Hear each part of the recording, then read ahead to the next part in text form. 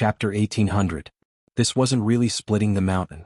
The purple beam only penetrated about 1 meter into the ground at most.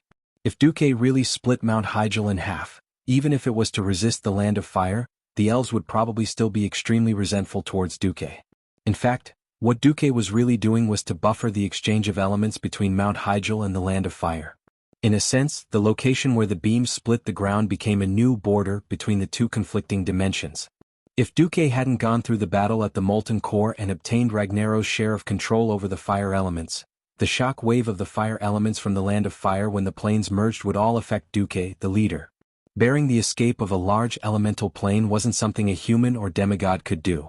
Even the entire Dalagen couldn't succeed. Bearing the impact of such a huge amount of elemental energy in an instant, even if the entire Dalagen put up a magic shield with all its strength, the entire city would be torn apart in an instant. Having control over a portion of the fire elemental energy was an entirely different matter.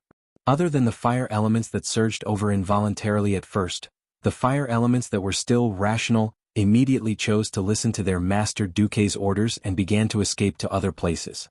Bastard. Tut, tut. The angry roar of the fire demon King Ragnaros could be vaguely heard in the entire Land of Fire. With his roar, the fire elements that had just rushed into the sky and more fire elements inside the Land of Fire stirred again, ready to sweep over. Shut up, loser. I said no one can come over. Duque's loud voice resounded in the world. The fire elements were instantly conflicted. Between the two bosses, one had the right to order them, so who should they listen to? I want this world to become purgatory. I want to burn everything in the world. Nothing can stop the descent of the flames. My slaves. Ragnaros urged the fire elementals. Attack my ass. Go back. Ragnaros is my loser. He has no right to come and fight with me for territory. Duque also roared. Flame elementals conflict degree plus 10,086. Duke Marcus, all you've done is defeat my clone. I will burn you to death. I will. The Balrog's anger seemed to have risen to another level. TSK. You're still so stubborn even after losing. In any case I won. Duque retorted. I will use my flames to devour your soul. I'll make you wail under my throne for millions of years. You are my defeated opponent. You are my defeated opponent. No matter what Lager said, Duque would choke Lager to death with one sentence. You're my defeated opponent. In the end, even Duque himself felt that the two of them were like those trolls with an IQ of 50 on the internet before he transmigrated. Not only were they uncultured, but their insults were also meaningless. The mortals below had their horizons broadened. The Alliance soldiers, mainly made up of elves, were probably also wondering why the two demigods only knew how to talk and not fight a real battle. Actually, it was a little unfair. Although Duque and Ragnaros controlled a portion of the fire elemental plane and could use large amounts of fire elements at will, it seemed quite impressive. Few people would have thought that power and duty were closely linked. Plane fusion was not that simple. When planes collided, the spatial backlash that resulted had to be settled by the plane master. Ragnaros could not move at all now. He could only bitterly repair his own domain in the core of the Land of Fire. Although it was plane fusion, if he did not separate the Land of Fire from the Land of Azeroth, he would not be able to extract fire elements from the Land of Fire in the future. Moreover, to seize control of the fire elements of the entire Land of Azeroth, which was many times larger than the Land of Fire, would require incalculable time and energy. Lager could not move, and it was difficult for outsiders to enter because the space in the Land of Fire was not too stable. One mistake and they would fall into some spatial rift and be unable to come out. That would be laughable. This meant that it would be difficult for a king to fight against a king in the early stages. After finally ending the argument, Duque let out a long sigh of relief. Phew. It's finally done. Duque turned to Kale. I'll leave this place to you. Yes, don't worry. Go and rest, Commander. Kale, that's bowed deeply. How many times have I told you, Kale, that's no need to be so polite. Duque's cheek muscles twitched. If you didn't protect me back then, I would have been a stray dog, Kale, that said very seriously. All right, up to you. Duque shrugged, opened a portal and returned to the top of Mount Hyjal. Almost as soon as he came out, a white figure rushed up and kissed him without saying anything. Not bad. It was rare for Tyron to kiss someone so openly. Duque blinked and saw Malfurion, who had avoided his sight not far behind. For some reason, he felt that the great druid's hood made of lush green grass was very green. Duque, you're amazing. Only you can help us defend the sacred mountain. Tyrant said excitedly. Duque could not understand the Night Elf's fanatical feelings for Mount Hyjal. Speaking of which, didn't he force the Archaerans to explode once? The explosion of Mount Hyjal was just like opening a bag. It was a little painful the first time, but he got used to it the second time. In any case, the group of elves seemed to have ignored their high priest's treasonous act of kissing a human, and instead showered Duque with praises. Thank you, great demigod of the weave. You are the benefactor of all life on Mount Hyjal. In the end, even Malfurion, who seemed to have an unruly green grassland above his head, came up and bowed deeply to Duque. He said sincerely, "Thank you, Lord Marcus. Without you, the fire elements would have destroyed at least 100 miles to the north." All right. Since even Malfurion is thanking me, Duque did not hesitate to hug Tyrant's waist in front of Malfurion. Malfurion's gaze flickered again. However, he seemed to sigh in his heart, and then looked straight at Duque and Tyrant. Don't test me. Actually, I've accepted this fact a long time ago. Although I feel that you're too fickle. But Tyrant's happiness is the most important. I bless you. The moon goddess also blesses you. Next, I will dedicate my soul and life to nature as a big druid. With that, Malfurion nodded and left without looking back. Perhaps he was crying, or perhaps he was crying from the bottom of his heart. Chapter 1801. Duque felt a little guilty towards an honest man like Malfurion. **T. Tyrant raised her right hand as if she wanted to ask him to stay or say something, but in the end she lowered her arm dejectedly. In this life she and the Stormrage brothers were childhood friends, but fate had made her miss the two brothers. She snuggled into Duque's arms. Duque. After discussing with me, Goddess Elun announced that Chandris will be the next saintess of the Elun Sisterhood. She also gave her blessings to you and me and the entire Elun Sisterhood. When you become a true god, I will serve you. I see. That's great. Duque finally understood why the elves would react this way when Tyrant announced their relationship. Speaking of which, did Elun notice something? The cataclysm was a huge blow to the old world, and the ecology of the entire planet was severely affected. But staying the same meant that everything had to follow the prescribed order. Earth-shattering changes often brought destruction, but they also meant the arrival of a huge opportunity. As one of the few true gods in this world, Elun definitely knew something. Did the planet's consciousness finally open a VIP channel for the Guardians to rapidly increase their power? Or was it some other opportunity? Otherwise, there was no way to explain why Elun would reveal the agreement they had made a long time ago. After all, a high priestess who was in love would definitely weaken the holy light on her body, and it would not be beneficial for Tyrant to continue ruling the Night Elves. Announcing Chandris as the saintess at this time was a classic example of letting Chandris take over. Duque shook his head to get these questions out of his mind.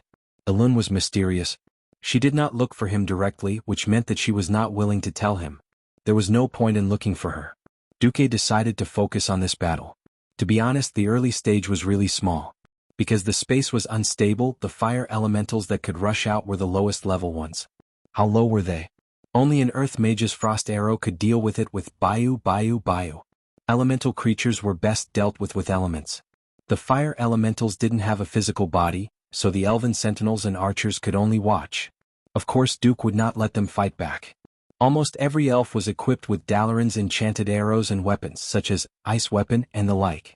These weapons that used the ice element to deal damage to fire elemental creatures could indeed give mortals a chance to kill elemental creatures, but enchantments were simply too expensive. Icy Weapon, which had a slight deceleration effect, would cost about 50 gold coins. Moreover, this was the real world, so the effects of the enchantment would not be the same. If he used it too harshly, the frost element would be consumed faster than the miniature magic array would absorb it. The enchantment might break. Therefore, the first round of resistance against the invasion of the fire elements became Pharaoh's task. No, it should be called a paradise for low-level mages. With Duque's 10 years of emphasis on wizard education and the fact that the weave had greatly reduced the difficulty for apprentices to become official wizards, the Alliance's pool of talented wizards was considerable. Unfortunately, there were not many opportunities for the mages to practice. How could there be so many live targets in the Dalaran? Most of the monsters in the wild were scattered.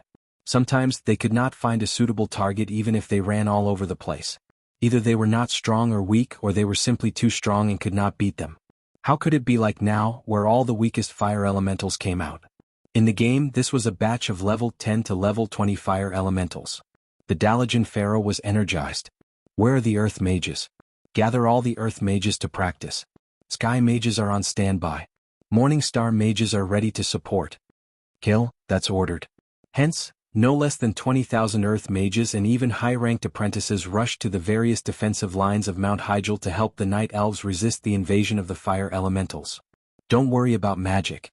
As long as you can sense the weave and sign the treaty, there will definitely be enough Ice Elementals. Look at your spiritual force. If you feel dizzy, stop immediately. The mentors instructed their students. From the west to the east, the sound of ice arrows being shot could be heard everywhere on the battlefront that was almost 100 kilometers long. Prediction. Prediction of where to move. Fire elemental creatures are not targets that just stand there and wait for you to hit them. You have to predict their speed and direction and prepare for the attack. Damn it. If this was the era without the weave, you would not have had the chance to become official mages. You are the worst batch of students I have ever taught. The ancient and conservative Night Elves had never seen such an awesome large-scale actual combat exercise before. Towards the end, even the Cenarian Circle could not sit still. Malfurion wrote a large number of words. Given that the new generation of druids are obsessed with spiritual training, their actual combat ability is too poor. All the low-ranked druids were pulled into actual combat exercises. As a result, there were scenes of low-level druids playing with Starfire and Moonfire in every camp. The spatial fusion continued. When the fire elementals rushing out of the land of fire started to appear in the mid-ranked, Duque added Sky Mages. Low-ranked against low-ranked, mid-ranked against mid-ranked. Practice. Continue practicing. Even if lives are lost, practice. If they did not practice today, they would have to use up a large number of lives in the future. It was very likely that only 1 out of 100 could become a high-ranked mage. While the Alliance was playing Pharaoh, the tribe was also launching an attack on the Twilight Fortress in the Great Rift Valley. Frankly speaking, the situation was not optimistic. The tribe was also seriously biased, almost all of them were butcher teams. Not to mention Pharaoh, they did not even have many long-range mages. In the face of the Twilight Dragon army that constantly dived and bombed, or dived and spat dragon breath, the tribe could not come up with any good ideas. In addition to relying on the troll spears and the troll hunters shooting, the more reliable thing was the goblin cannons. A certain Rustwater conglomerate's Prince of Trade really put in a lot of effort this time, pulling out hundreds of goblin cannons. They were not high-level goods, but black gunpowder cannons that had been abandoned by the Alliance. And they were F*King Breeches. Any officer in the Alliance would probably burst out laughing if he saw this. Breeches and grape shot were the most effective anti-air firepower. In fact, it was only effective against the underage Twilight Dragons. Most of the real adult Twilight Dragons were transferred away by Neltharion, which avoided the embarrassment of the tribe. Every time the grape shot down a young Twilight Dragon, the tribe would burst into enthusiastic cheers. Of course, there would be a group of muscular men who would run to the ground to be dragon slayers. Except for the brainless roar, several of the tribe's big shots were sighing behind their backs. Is Duque willing to help? Kane asked. Woken was dispirited. He replied with 4 words, none of my business.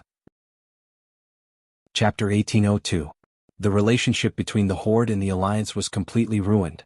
Apart from Wajin, who could still talk to the Alliance, the two sides had almost closed all channels of negotiation. Who was to blame? From the day Garush came to power without inviting the leader of the Alliance, the relationship between the two sides had plummeted. First of all, Garush did not admit that the Horde and the Alliance owed money in commercial trade. He believed that the Alliance had greatly artificially lowered the price of ore in the trade, which was a shameless exploitation of the Horde. The Horde denied this kind of bad debt obtained through deception. Secondly, there were territorial disputes. The new oasis in the Desolace was indeed done by Fandral Staghelm, but it was done in the name of the Cenarian Circle. Without a word, Garush ignored the opposition of the Tauran druid Hamuir Runtotem, and even threatened Hamuir to label him as a traitor, and ordered the tribes in the Desolace to attack.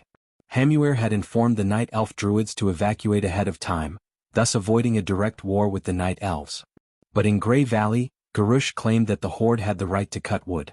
Taking advantage of the Elves' retreat to prepare for the arrival of the Land of Fire, he sent people into Grey Valley to cut wood, preparing to rebuild Orgrimmar City. If this was not a slap in the face, what was? In order to appease the Elves, the Alliance had to cut wood from the Elven forest and send it over. Now the Horde was taking advantage of this? Who gave you the courage to do this? Wajin, Kane, and even a group of big bosses including Dranos advised Braindead Roar not to act rashly, but Braindead Roar did not listen. You have a problem? Sure. Follow me, Makara. Braindead Roar, with his veins bulging and his neck red, looked like he would never talk to anyone nicely. But this was very popular with the soldiers and the people. Most of the orcs agreed with his ascension to the position of Great Chief, thinking that his straightforward warrior instincts and unwillingness to negotiate were the true character of the orcs. Garush was grateful for the orcs' recognition and wanted these green-skinned orcs to accept him, but he did not have the time and patience to show his leadership style. He ordered the attack on the Twilight Fortress in the Barren Lands, which was a nightmare in the eyes of those with a bit of brain. Because, wherever the disaster was the most serious, people would be sent to the front line first. Charge. Lock_. Once upon a time, this oasis that suddenly appeared in the Barren Lands due to the cataclysm was like the final salvation in despair. As the Twilight Fortress rose from the ground, everything changed. It was originally a mountain that rose abruptly from the ground due to the fission of the earth. After the Twilight Believers occupied this place, they used earth magic from the deep rock continent to drill through the mountain and enslave the new believers who came from all directions to further strengthen the fortress. In this dim highland, the shadows were even darker. The sun and the rest of the Azeroth seemed out of reach. The elemental creatures wandering around the Twilight Fortress were even more boastful. The fireworks will burn even brighter, the torrential rain will strike the earth, the violent tremors of the earth will tear the entire ground apart. Their existence deeply inspired, or perhaps bewitched, the shallow believers who had not yet fully believed in the destruction of the world. When the Horde army attacked Twilight Fortress, the orcs, Tauren, and trolls of the Horde often encountered their own people who had fallen into madness. After raising the butcher's knife to their former compatriots and being stained with blood, the Horde warriors had to face the elemental creatures with the most primitive swords without any support, who were almost immune to physical attacks. This was simply playing with the lives of the soldiers. How could a stone axe tied to a piece of wood deal with a 5-meter-tall earth elemental giant that had a ton of impact with a casual punch? Or could it kill a fire elemental creature whose entire body was made up of fire elements? The Horde warriors were heroic, but their deaths were worthless. However, Gurus kept throwing more troops into the siege. Whichever territory was the most chaotic, the whole family of that territory would be pulled into the battlefield. My father is a great warrior. So is my mother. The brave orc warriors don't discriminate between men and women, Brainless Roar roared. Female orcs were also very good at fighting. This was an orc tradition. Just like Sal's parents, Durotan and Draka, they were also famous for their fighting skills. In this way, Brainless Roar threw all the refugees into a war that was bound to be lost. This scene made Wajin and the other leaders tremble. Because of the cataclysm, the necessities of life are increasingly scarce? The Alliance has stopped importing food? It doesn't matter. In the name of righteousness we can reduce the population through war. One must know that Sal's goal has always been to make the Horde bigger and stronger, constantly providing living resources for the people to live and reproduce.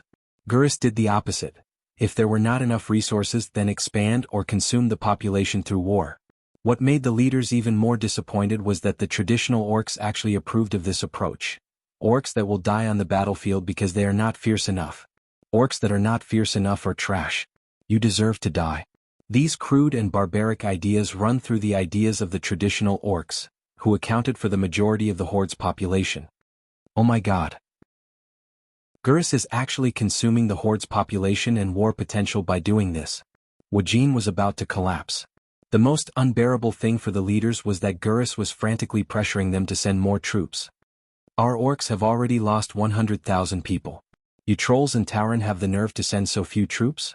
Compared with the orcs who boasted of strength in numbers, the Tauren and trolls' population base was too small.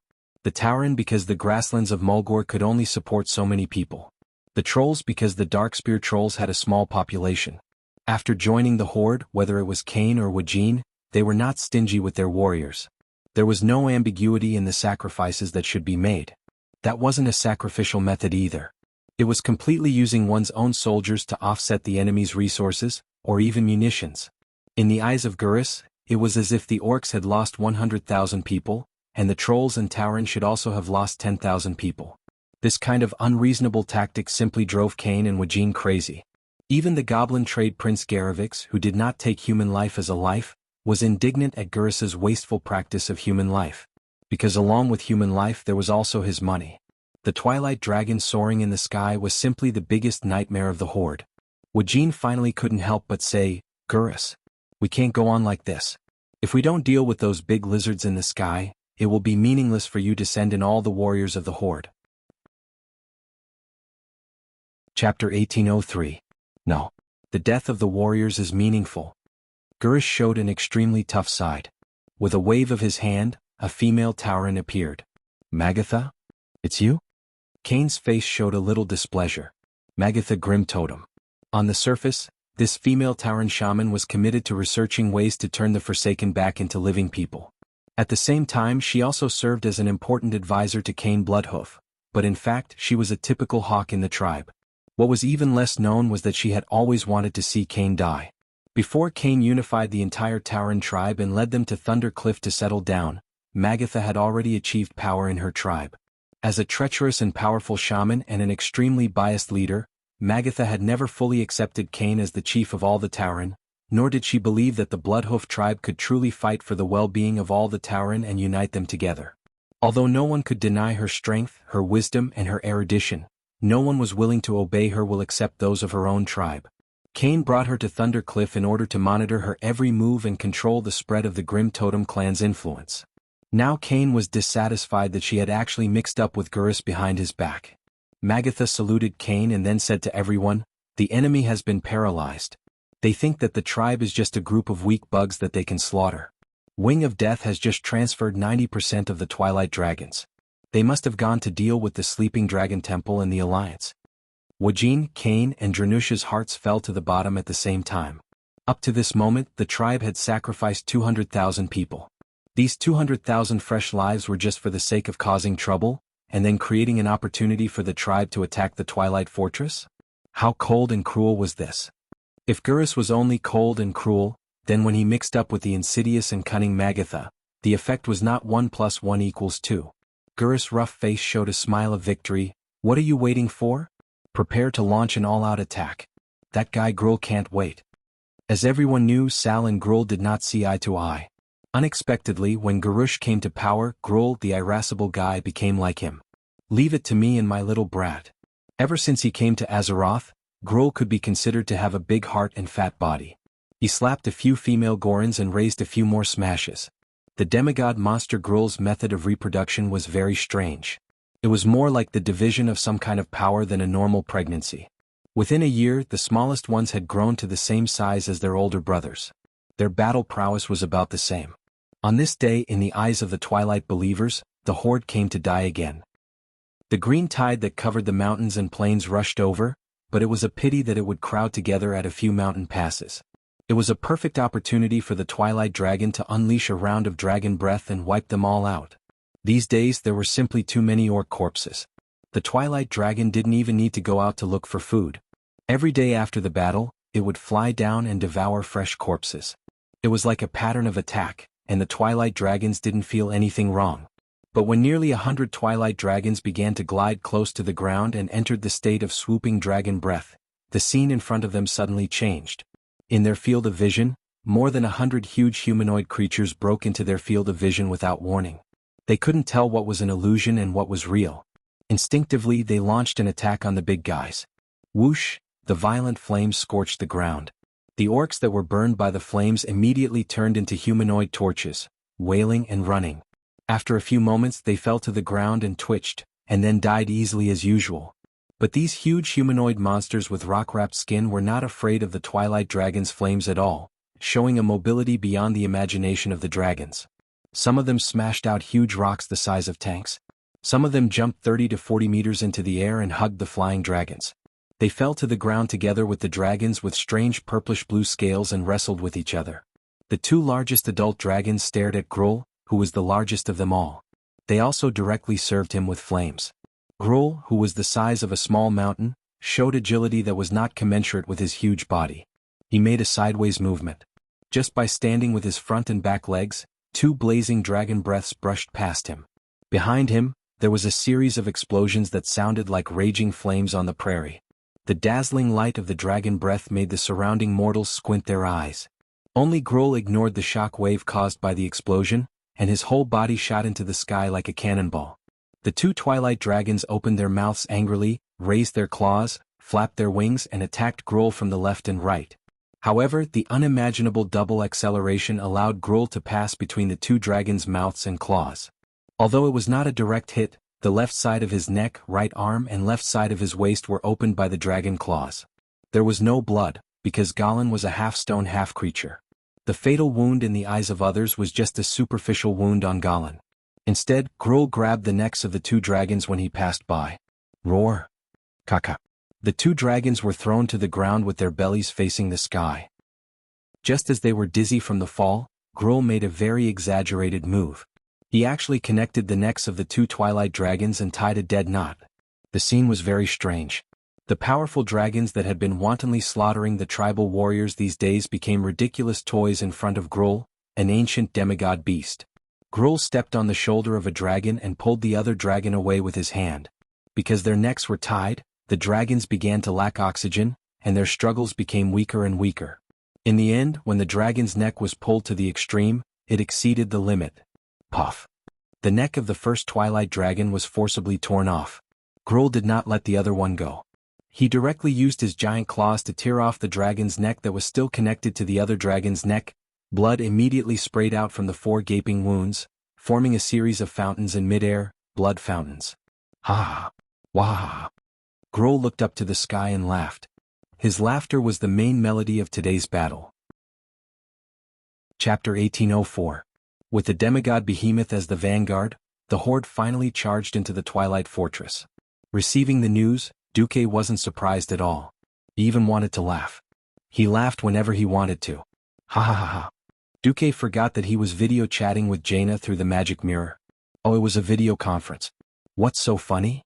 Jaina rested her chin on her hand, looking bored.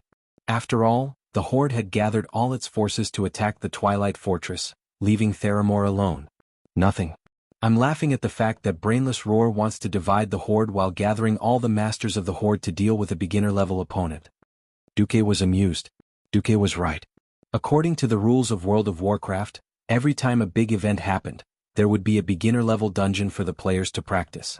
Although the beginner-level dungeon, Twilight Fortress, was the most difficult among all the previous dungeons, it was still a beginner-level dungeon. As for the title Brainless Roar, Duque had spread among the higher-ups of the Alliance since he often let it slip. Grom Hellroar was known as Lord Roar. It was ironic that his son was called Brainless Roar when he smashed Gurus. It proved the general rule that like father, like son, like son. Frustrated, Lord Roar went to Duque and said, "I'm me and my son is my son. If one day you want me to fight with my son, and he's worthy of my efforts, I won't hesitate." Duque had to admire Lord Roar's unparalleled loyalty. Lord Roar was a real man who wasn't good with words. He didn't know how to teach people and was better at doing things directly. Once he did it, it was up to others how much others learned. One stayed in Azeroth to fight as a guerrilla, while the other stayed in Nagran to be an otaku. The two of them had lost contact with each other for so many years, so it was inevitable that the son would turn bad and pick up bad habits. In fact, even Grom himself saw that something was wrong. Both he and Duque had the same unspoken red line in their minds. The horde couldn't attack the Alliance. If Gurus declared war, they would have to take action. To be honest, Duque was very free these days. He was waiting for the last traitor to appear. On this day the sun went down. The constant cycle of the sun and the moon made the moonlight woodland once again fall into that kind of quiet and peaceful atmosphere. The water vapor rising from the surface of the moon god lake mixed with the natural aura that permeated the air, causing the entire forest to seem to be enveloped in a layer of green gauze. The battle at Mount Hyjal hundreds of kilometers to the south did not affect this place at all. Apart from the addition of a few more guards, the atmosphere was still quiet. An extremely secretive aura enveloped a graceful female figure. She walked alone on a small path in the forest. The guards who passed by ignored her. After a few turns, she arrived in front of a treehouse. "Open the door." A crisp female voice rang out. The eyes of the elven guards were misty, and they revealed respectful expressions. "You're here? Lord Malfurion. Why didn't we get the report?" "I'm the report." The female elf's voice was proud. "Open the door. I want to see Fandral." In the ears of the guards there was no problem at all. 2 elven druids operated the spell formation and opened the door. The circular door, which was originally tightly sealed by countless vines, quickly opened because the vines retreated like snakes. The female elf walked with graceful steps down the stairs slowly and entered the basement where Fandral Staghelm was imprisoned. In accordance with the orders of the great master Enzoth, I'm here to pick you up, Lord Fandral Staghelm. The female elf leisurely bowed to Fandral. After Enzoth abandoned me and Savi's, he suddenly thought of me, a discarded chess piece? The corner of Fandral's mouth raised, revealing a mocking smile. Sensing that Fandral's mood was not right, the female elf hurriedly said, Master did not abandon you. In fact, Enzoth is going to lose. Fandral's confident words made the female elf feel uneasy for the first time. Ah! The female elf suddenly let out a scream. She jumped forward a big step, completed a 180-degree turn in the air, and pulled out a series of movements such as two swords. Then she saw the three people who had silently appeared behind her. Her heart instantly sank to the deepest part of the ice abyss. Duke Marcus, Isra and Malfurion. Apart from Tyrant, almost all the big shots that she did not want to meet had appeared. Duke laughed. Fandral Staghelm is one of the few strong people in Caldorii. Do you think that we would simply put him under house arrest and not take any precautions? At this moment the humanoid Isra suddenly took a step forward. Her face was clearly sullen. Alice Razor. Why is this happening? The female elf was suddenly shocked. The shock and fear on her face froze for more than 3 seconds before her expression became extremely ugly. As expected. Have you found out? If it was an ordinary infiltrator or traitor, Duque would definitely not alarm Isra and let the great Emerald Dragon Queen come here. This Alice Razor had an identity that outsiders could not imagine. She was an ancient dragon of the Green Dragon Army. If possible, it was best to clean up traitors themselves. Outsiders forcibly cleaning up traitors on their behalf was a serious form of disrespect. The next second, the female elf opened her red lips, and a powerful sound wave mixed with natural elements and wind magic suddenly spread in the not-so-small basement. Wah! It sounded a little like a girl's cry. In reality it was even more ear-piercing and difficult to accept. However, an attack of this level could not be effective. Alice Razor herself knew that. Almost at the same time as she roared, her entire body rose from the ground and slammed into the ceiling of the basement. She directly smashed through the thick rock layer and the exaggerated compound magic array, broke through the surface and flew into the air. In a short 3 seconds she finally used the ultimate transformation spell and changed from a small elf to her dragon form. However, Isra was faster. She quickly turned into a dragon and hovered diagonally below Alice Razor. The dragon aspect was even larger and more beautiful than its opponent. It was as if every scale on its body was made of jade or glass. It didn't waste any more words. With a roar, it spread its green wings and began to fight. The atmosphere of the entire moonlight forest trembled slightly. Isra shot into the air like a sharp arrow, heading straight for Alice Razor. The wind pressure produced by the flapping of the giant green wings almost blew away all the leaves on the surrounding branches. Even though Isra also cherished every blade of grass and tree in the moonlight forest, in order to drive the traitor out of the moonlight forest, she had no choice but to set off a terrifying storm in a small area. Chapter 1805. Apart from the ancient trees of war and the ancient trees of wisdom, which were beyond the scope of ordinary trees, all the ordinary trees were blown away by the storm. All the trees that were shorter than 2 people hugging each other were uprooted.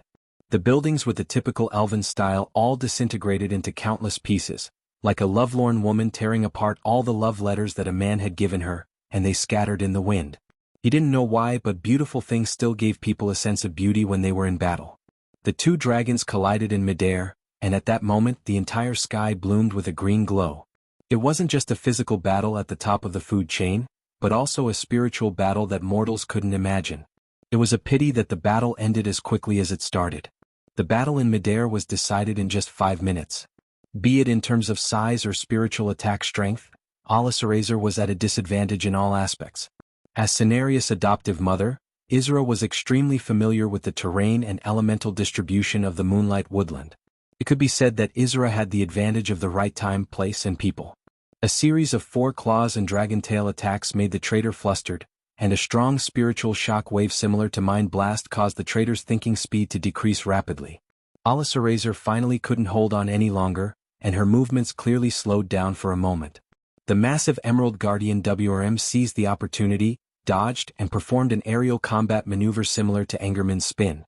After twisting its body in midair, it swooped down and grabbed the traitor's shoulder and neck near the dragon's head. Sleep forever, my friend, my friend. Izra's soft voice was the final judgment. There were no wounds or pain. It was more like an exile of the soul. Duque could clearly see Alisarazer's soul floating away from her body. Her soul and dragon body had been separated forever. The next second, a beautiful emerald energy ball appeared in the sky and contained the soul that had become beautiful again. The soul that had been purified might very well become a part of the emerald dream forever. The dragon body that had lost its soul slowly descended under the support of a mysterious power. She was even coiled up nicely as if she had just fallen into a deep sleep. A beautiful death. An ending without any regrets. Duque let out a long sigh and looked down the hole. There, Malfurion tried to persuade Fandral one last time. Are you still unwilling to wake up? Fandral shook his head calmly. I'm very disappointed in this world. If it weren't for my granddaughter, I must admit that I would have thrown myself into the cause of world destruction. Take good care of her for me, this is my last wish. Of course, if you are still afraid that I will betray you, you can kill me. I have no complaints. Malfurion pursed his lips and bit them so hard that they almost bled. His hand gripped the staff tightly, and the protruding veins showed the struggle in his heart. If he killed Fandral, it would put an end to everything. But would he be able to forgive himself in the long years to come? After several hesitations, Malfurion finally made the decision. I have to take responsibility for my own mistakes. My brother, Illidan Stormrage, was sentenced to 10,000 years in prison for killing his brethren. After he came out, he committed an even greater crime, so he will be imprisoned again. Malfurion pointed at his disciple. You too. I can't do anything for you anymore. I only hope that one day you will find your own salvation. With that, Malfurion chanted a spell and sealed the broken underground prison. He ordered the elven warden who had heard the news, transfer him to Maeve Shadowsong. In the sky, Isra returned to his human form and slowly descended to Duque's side. Even though he had successfully taken care of the traitor, there was only a faint sadness on Isra's face. Thank you, Duque. Please forgive me. I really can't be happy. That's natural. No one would feel good after this. Duque comforted Isra. Do you know? I believe that fate is with you. Duque lowered his head. Fate is only with justice and truth. You're too humble. Isra did something that surprised Duque. She stepped forward and hugged Duque firmly. She even moved closer to Duque's ear and said in her soft voice, In the dream that fate revealed to me, I saw a tragic future. That is the end of the dragon aspects, and the end of us brothers and sisters. The only one left in the future is Alexstrasza. If this is my fate, then can you reverse mine? Duque shuddered. He did not know how to answer. The Titans had given the 5 dragon aspects magical powers that surpassed most creatures in the mortal world. It was difficult for Duque to comment on this kind of prophetic dream, but he could faintly sense a trace of unwillingness and regret in Isra's tone. As if comforting Isra, Duque gently wrapped his hands around Isra's shoulders and let his body heat pass over. The reason why mortals praise and praise heroes and their greatness is because heroes reverse the inevitable fate of destruction and death. If everything in the world is already predetermined by fate, then what's the point of hard work for mortals and demigods? Someone once said to me, if you never forget it, there will be an echo. So, having confidence may not necessarily win, but without confidence you will definitely lose. If we don't work hard, then we can't talk about victory or even reversing fate. As soon as Duque finished speaking, he felt a bit of moisture in his chest. What if Isra was crying? Isra said softly, what if, with just one's own hard work, no matter how hard you try, you still can't escape the cycle of destruction? You don't have to lie to me. Nosdorm obviously knows something. He's already... Duque's heart skipped a beat. He could faintly feel the shift in fate, but he was not too sure, and did not know if he should spoil Isra. He took a deep breath and finally said, if, at the very end, you are sure that you can't escape the shackles of fate with just your own hard work, then you might as well give your fate to someone you can trust. Let him do things that you might not be able to do. For example, like Onyxia giving your fate completely to you? Isra raised his head and opened his eyes slightly, revealing a pair of psychedelic eyes. Duque said righteously, I don't deny that's a good idea. Chapter 1806. Isra suddenly smiled. It was a mysterious smile. Perhaps it was a smile of approval? Or did it have a special meaning? Isra did not comment on Duque's matter-of-fact answer. She smiled and asked, do all human males desire to possess everything? Duque was now a thinker and theorist. I can't deny that greed and the impulse to turn fantasies into reality is also one of the driving forces that push human society forward. But Duque changed the topic. In fact, I care more about what I have. My power, my lover, my family, my friends, and my subordinates. Izra's beautiful eyes flashed. If that's the case, how are you different from those ambitious, ancient gods who desire to occupy all of Azeroth? Duque boasted shamelessly. If there's a difference, it's that I don't mind sharing this beautiful world with more beings. I think that the world is very big, and other than the Burning Legion and those damned ancient gods, there are no species that cannot coexist. And I will protect everything I have and save the world at the same time. Izra smiled brightly. The smile seemed a little sly, but Duque felt that the smile was very pure and beautiful. It was like the first time he met Princess Kalia. Izra seemed to be thinking, her left index finger pointing at her delicate face. She looked distressed. The human way of thinking is indeed a little difficult to understand. But it's considered qualified. Qualified? What qualified? Duque was still a little confused. Duque did not even realize that he had fallen into a trap. In the system notification 3 minutes ago, there was a clear line of words. Host, you have suffered an unknown mental attack from Izra, human. Since the host has defined Izra as a firm ally, the host has automatically given up resisting this mental attack. You have the truth special effect. In the next 3 minutes, everything you say will be true. Duque was still blinking like a dumb goose. Izra began to close her eyes. She smiled, and this time her smile was really bright. The power of the gods will eventually disappear completely, and mortals will begin to control the fate of the world. I used to wonder if it was appropriate to leave fate to mortals. But now it seemed that it was worth a gamble. All right, Duque, if I really have nowhere else to go, I will consider relying on you. I look forward to that day. Izra left, leaving Duque in a daze. By the time Duque was back to himself, Malfurion had already approached him. King Izra has left? Let's go. Right? Malfurion was also stunned by Duque's incoherent answer. Mr. Marcus, are you all right? I'm okay. Duque patted his face and tried to recall what had just happened. It seemed like his memory was a little blurry. Fortunately, he still had the system genie, which he put down in the system high speed. Duque finally knew what he had just done. He almost broke out in cold sweat on the spot. Holy shit. Izra set me up without saying a word? In Duque's heart, tens of thousands of alpacas were galloping wildly. No. Duque immediately chanted in his heart, System Genie. Strengthen the mental defense immediately. Forbid any form of mental peeping and hypnosis. From this moment on, all spells cast on me by friendly beings must be given to me. I will only accept them after my judgment. Understood. Duque exclaimed in his heart, that was close. I almost exposed my identity as a transmigrator. After the shock in his heart subsided, Duque finally turned around. Malfurion, I'm fine. What's the matter? Malfurion said solemnly, the fire elementals that escaped from the Land of Fire have been blocked at the front line of Mount Hyjal, but there have been many forest fires in the direction of Grey Valley and Fellwood Forest. Thank the Alliance for putting out the fires through artificial rain. I just want to ask, when can we fight Ragnaros? Fight. Duque looked into the distance. There was nothing he could do about waiting, but the instability of the space also meant that whoever wanted to stabilize the space in advance would have to work extra hard. Who was in a hurry now? Definitely not the Alliance. No. Wait. Duque suddenly shivered. He suddenly thought of a possibility. Why did the fusion of the Land of Fire and the Azeroth feel a bit slow? Duque's face darkened on the spot. Malfurion, wait. A tish appeared in his hand at once. As soon as the artifact staff hit the ground, a portal immediately opened.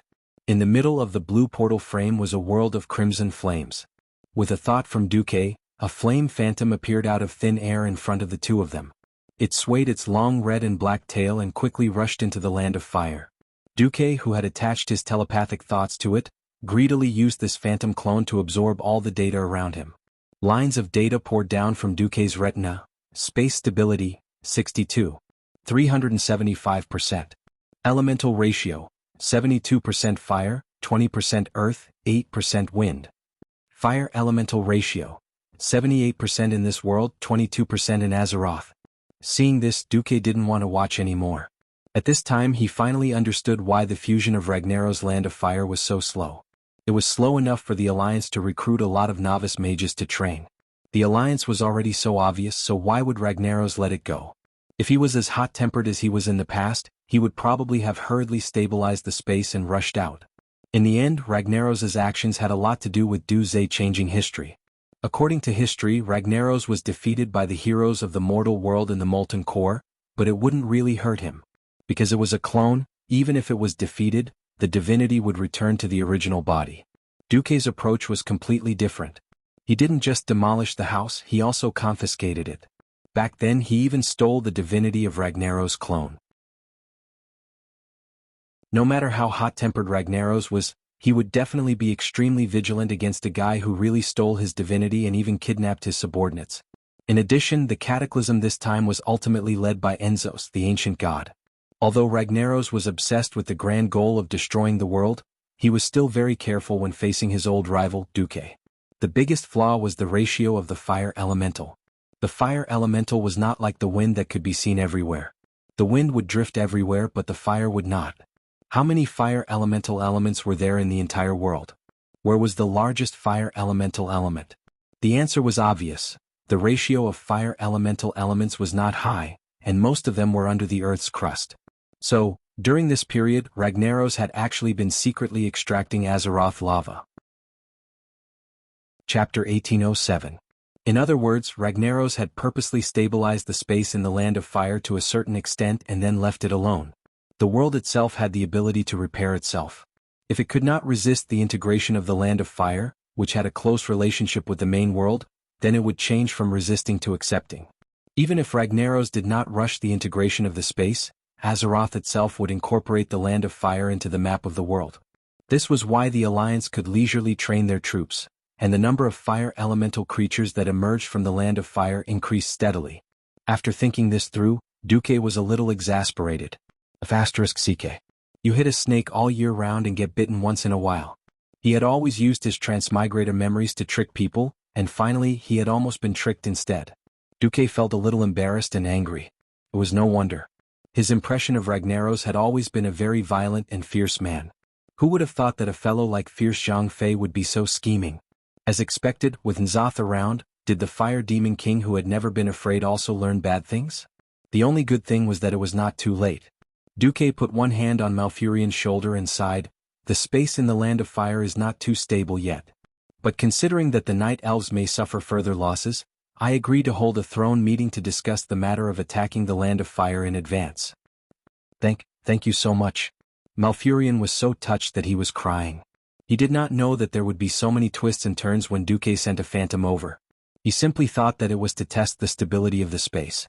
Who knew that if they did not attack first, Duque would have to face the Fire Demon King who had recovered and gained control of part of the fire element of Azeroth and had become even more powerful. For Duque, whether it was the Fire Demon King Ragnaros or the Tidehunter Neptulin, their divinity was something that Duque had in mind. If one wanted to break into the true divinity realm, Arcana, fire, and ice elements were the absolute foundation. Anyone who dared to compete with Duque would be attacked by Duque. Just as Duque held an emergency throne meeting to discuss how to kill Ragnaros, the Horde's attack on the Twilight Fortress reached its most brutal stage. If they were attacking other targets, the tribe might compromise. They might even choose to give up after suffering heavy losses, just like when they attacked the Scourge army last time. However, traitors were not to be tolerated. Around the Twilight Fortress, it was literally a river of blood, a mountain of corpses, and a sea of blood. In order to take down Gujar, the traitor, even Garush, the great Orsist, allowed the Forsaken of Drinos to resurrect the corpses to produce more Forsaken to join the war. The Twilight Fortress was indeed invaded. After the invasion, the tribe found that the Twilight Fortress was a fake, natural maze. There was even a part of it that was connected to the Deep Rock continent. The Dragon Slayer Gruul was hit as soon as he entered. The cunning twin-headed ogre Gujar dug a hole for Gruul. Gruul fell directly into a subspace between the Deep Rock continent and Azeroth. The sharpest arrow of the Horde was taken care of. The battle once again fell into a tug-of-war. Gujar summoned a large number of earth elemental creatures and built the interior of the Twilight Fortress with many twists and turns. Every day the terrain would change to different degrees. This damned fortress had become a flesh mill, greedily devouring the lives of the Horde. The only fortunate thing was that there was no longer a Lich King. The Horde mistakenly believed the news of the Alliance. All the resurrected soldiers were the Forsaken, not the damned Scourge army. This reduced the losses of the Horde. Even so, the Horde still lost more than 400,000 people in the continuous attacks. 300,000 of them were orcs, while 100,000 were Taurens, trolls, Forsaken, and a small number of goblins. For the orcs, who had a total population of more than 2 million, this loss was indeed a huge blow. For the other races, it was a heavy blow to the extent of almost extermination. The Taurens and Darkspear trolls were small races with a population of about 100,000. More than 30,000 people had died, and more than half of the young men had been buried. These days the faces of Cain and Wajin were all black. When they suggested to Garrush that their race had no soldiers, Garrush said, "At the critical moment of the Horde's elimination of the traitors, you actually say that you won't send troops. Sure. But I will regard this move as a shameless betrayal of the Horde." Unknowingly, the other races of the Horde had already hated Garrush. They were just waiting for an explosive point to appear. At the same time, the Alliance hero group led by Duque, together with the demigods of the Guardians of Hyjal, killed their way into the Land of Fire. This time the Alliance army had lost many old faces. This was a helpless choice. The Blood Elf powerhouses led by Queen Sylvanas all went to attack the Wind God throne. Vash's navy ran to Vash. Muradin wanted to stay behind to integrate the power of the dwarf's 3 hammers. Jaina and Onyxia stayed behind in Theramore to guard against the brainless roar. Originally, the threat of the Horde at the moment was not great, but normal people could never expect to use their own mentality to measure the actions of a lunatic and mentally retarded, especially when that brainless person was still the great chieftain of the Horde. The two of them could only stay behind. The former Alliance hero group now looked more like 2 or 3 kittens. The decrease in numbers did not mean a decrease in quality. On the contrary, this time the powerhouses were dazzling to the point of blinding. Not to mention the genuine weave demigod, Duque. This time, there were half a dozen demigods fighting. The demigod bear brothers, the tortoise god Tatora, the raven god Iverna, the newly resurrected Cenarius, and a troublesome wolf god. Originally, Duque had planned to leave William and the other 2 who could take charge on their own, to guard against the Twilight believers who would appear out of nowhere. Who knew that Goldrin would drag William along with him no matter what. My son, Smash, is only temporarily blinded by his secular bloodline. As long as he fully understands how strong and fit I am, he will willingly kneel before my claws and call me father. When the big white wolf Goldring said this, his meow face actually had a slight blush. What made him so confident that William would bow down to him like a fan? Linley didn't know. In any case, Duque did not understand the world of wolves. Originally, William firmly refused, thinking that there was no need for him. Duque and the others would be able to criticize Ragnaros a million times over. However, the Night Elves tacitly accepted Cenarius, the great king, moved William with emotion and reason, saying that this was for the world and for nature. Then Brawlbearhide, who was beside William, saw Cenarius and immediately became a little fanboy, kneeling down and licking his boots. Chapter 1808. William could be very unreasonable and only a few people around him could persuade him. Brawl was obviously one of them. Helpless and bitter, William agreed to board the pirate ship just like that. Even Duque couldn't help but mourn for him for a minute. Just like that, a wolf god, a wolf cub in theory, began their adventure, teasing. Mount Hyjal was the base of the elves, and the Night Elves didn't want to send all their main forces to attack Ragnaros. Thus, they took advantage of the time difference and allowed the fire elements to invade and destroy their home. Malfurion, Isra, and the Green Dragon Legion stayed behind to guard the place. After passing through the huge teleportation portal that Duque had created with Atish, the group of powerhouses finally stepped into the Land of Flames. To be precise, the Land of Flames wasn't exactly the same as the Fire Elemental Plane. The Land of Flames specifically referred to the core area of the Fire Elemental Plane. This wasn't a small space but a vast territory like the Molten Core back then. As soon as they stepped out of the teleportation portal, even the veteran members who had experienced the battle at the Molten Core still smelled a pungent smell of sulfur. Duke activated a huge ice barrier to purify and cool down the air around him at the first moment. Unfortunately, it was still hot and smelly. Beneath his feet, every time he stepped on the leg armor, it was either volcanic ash or molten lava that had just cooled down. He was worried that he would fall into the lava and die immediately. Since their abilities were different, Duque naturally didn't need to constantly let the frost elements revolve around them to form small tornadoes to drive away the heat like he did back then. Looking out from the shield, it seemed as if there was a thin layer of white film that didn't affect one's vision too much. Looking out, there was a crimson sky above the mountain range that represented the horizon. There weren't any real clouds in the sky, and what was rolling in the air were all violent fireballs. Countless fiery meteors fell from the sky of the Land of Fire.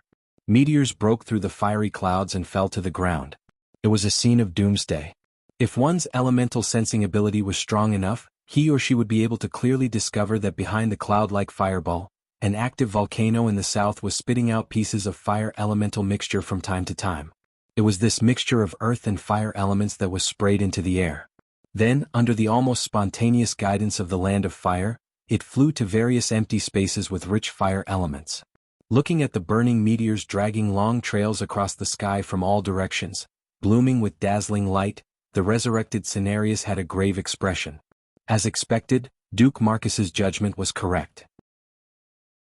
Ragnaros pretended that he hadn't finished the integration, but in fact he had already begun to extract the fire elements of Azeroth. He was producing new fire elementals. These new elemental life forms would combine the advantages of the fire elemental plane and the Azeroth plane. They would possess even greater vitality and combat strength. We must hurry. I can roughly sense where the enemies are. They are all demigods. Why don't we split up and attack from different directions? In the past, the god of the wilderness had been led by Malorn. Malorn wasn't around, so naturally his son, Cenarius, was the leader. Unfortunately, ever since Cenarius had personally used his life to prove the universal law of, like father like son, dog like son, and been chopped to death by Grandpa Roar's axe, Duque really didn't have the guts to let him face the enemy alone. Although demigods could resurrect infinitely, there was a cooldown. If their souls were destroyed or corrupted by evil cultists, they would be resurrected as evil gods. Duque sighed. There's no rush. I have a spy here. Let's wait for him to report the situation. Spy? How long do we have to wait? Cenarius was puzzled. He had just resurrected, and he had died before the Night Elves had joined the Alliance. He was actually quite unfamiliar with Duque. Duque was someone who had even planted a spy within the Burning Legion. In the distance, it seemed that something had lit up the fire clouds in the sky, causing the bottom of the clouds to turn from scarlet to a golden red. What is that? Chandris pointed into the distance with her sharp eyes. It's a fire eagle. Those who fought Thun back then, each of you will have one, William said casually before summoning the fire hawk in front of Goldring. The wolf god's mouth was wide open and he couldn't close it for a long time. In front of mortals he could be proud of himself. Unfortunately, he was also one of the ones who was behind in terms of information. In fact, after being resurrected in his complete form, the amount of information he had to face was already huge enough. The first thing the elves told him was definitely the terrible situation they were facing at Mount Hyjal. They didn't brag to him, telling him how powerful the Alliance was and how they had already stabbed 2 ancient gods to death. William finally felt relieved, and directly poured out a pile of epic weapons from his space bag. As a king, the best way to show his military achievements was, of course, to defeat a certain powerful monster or evil god. Although William joined the Alliance of Heroes a little late, he had been with them since the Molten Core period. This is the first time I killed Ragnaros' doppelganger. This is the time I dealt with the Black Dragon Prince Nefarian. Varian showed off his spoils of war to Goldring as if he was counting his treasures. The wolf god was dumbfounded. On the other side, the continuous screams of the fire eagles could be heard, but no one bothered to listen to them. Although there seemed to be a lot of fire eagles, it was a pity that they were weak just by looking at their small size. They formed a dense formation like a swarm of locusts and rushed over while screaming, bringing with them a blazing turbulence. They met a tragic end.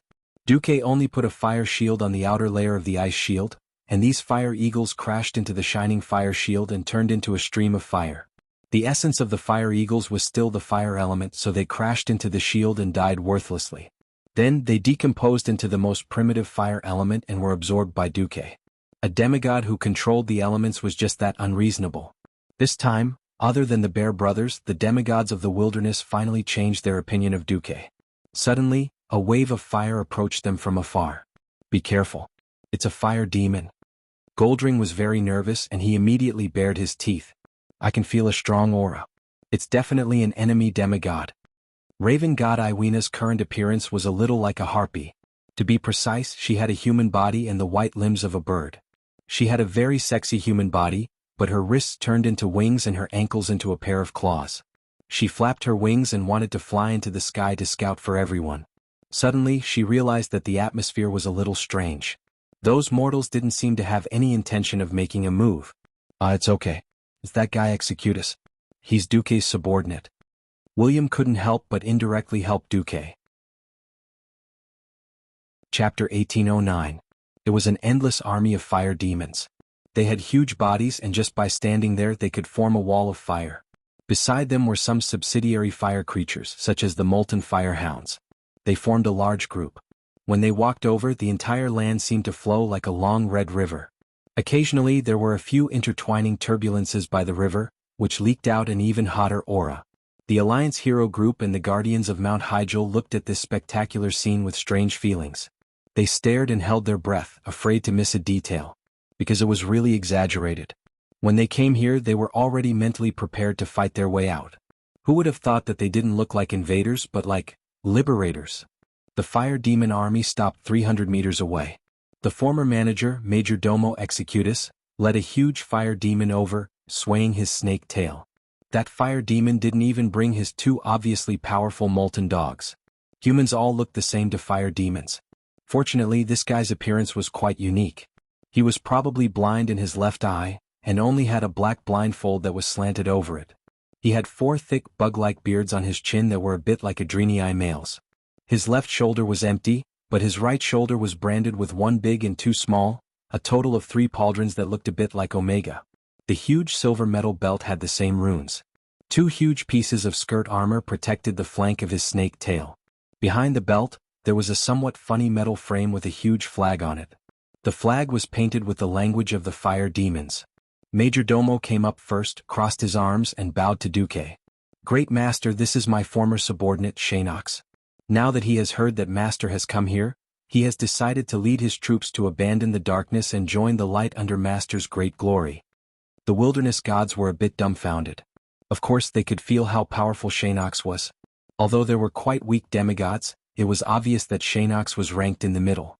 Such a powerful fire demon should be the backbone of Ragnaros' subordinates. They surrendered just like that? All of a sudden, Duque's level of pretentiousness was maxed out. The wilderness gods now looked at Duque in a different light. Duque said calmly, "Since you're Major Domo's lackey, you can continue to follow him in the future. After I take control of the land of fire, I will reward you handsomely." "Thank you, Master." The one-eyed fire demon half-deity bowed on the spot. Even after Major Domo's explanation, the gods of the wilderness still felt like they were in a dream. Among the elemental guardians of the land of fire, fire demons were the most terrifying. Shanox was no exception. As Ragnaros' chief hunter and molten hound trainer, Shanox patrolled the elemental territory with 2 of his most ferocious beasts, Splitter and Mad Face. Once upon a time that was indeed the case. The problem was that Major Domo Executus had been dug out by Duque. Back then, Major Domo had played the role of a prime minister. It was not an exaggeration to say that it was second only to one monster but above all others. It was precisely because of Major Domo's betrayal that Ragnaros was the most furious and violent. As the manager he ran away and brought his lackeys with him. However, the fire demons that remained in the land of fire were in a miserable state. Fire demons were the most intelligent among the fire elemental creatures. If it weren't for the fact that Lager had to control his territory through the fire demons, perhaps he would have executed all the fire demons. Since the day the molten core had fallen, the fire demons had been reduced to a miserable child. He had a share in the work but there were no benefits at all. Because the fire demons were highly intelligent creatures, how could they not feel resentful? Among the fire demons, Pharaoh was the boss, and all the other physics demons were inferior to dogs. With his former boss, Major Domo, acting as the go-between, Sean Knox, who was already full of resentment, immediately rebelled. What was more interesting was that Shanox was in charge of patrolling the land of fire. In addition, in this life, Duque directly sold off the green dragon Elizarazer to clean up the mess for Isra. Naturally, there wouldn't be a Fire Hawk King with the same name here. After all, when Ragnaros' army poured into Mount Hyjal, the green dragon Elizarazer betrayed the alliance and helped release the traitorous archdruid Fandral Staghelm. As a reward, she was purified by the flames and reborn into a terrifying fire hawk. In this life the fire hawk was gone, and naturally there would be no fire druid Staghelm. In this life there were originally 7 bosses in the land of fire, but now there were only 4 left. This method of directly weakening the competitors was really King awesome. Major Domo spoke again. "Master, I have already asked around. Ragnaros is in a volcano, concentrating on building his King of Fire army. If we can quickly eliminate the remaining 3 leaders, we can launch a surprise attack and catch Ragnaros off guard." As the saying went, the second Japanese were more ruthless than the real Japanese. Just like during the War of Resistance against Japan, the Japanese were cruel, but the traitors who defected to the Japanese knew that if the Japanese did not win, they would definitely end up worse than the Japanese. As long as Ragnaros was not finished, Majordomo could not even dream of a good night's sleep. So when it came to betraying his former master, he was more ruthless than anyone else.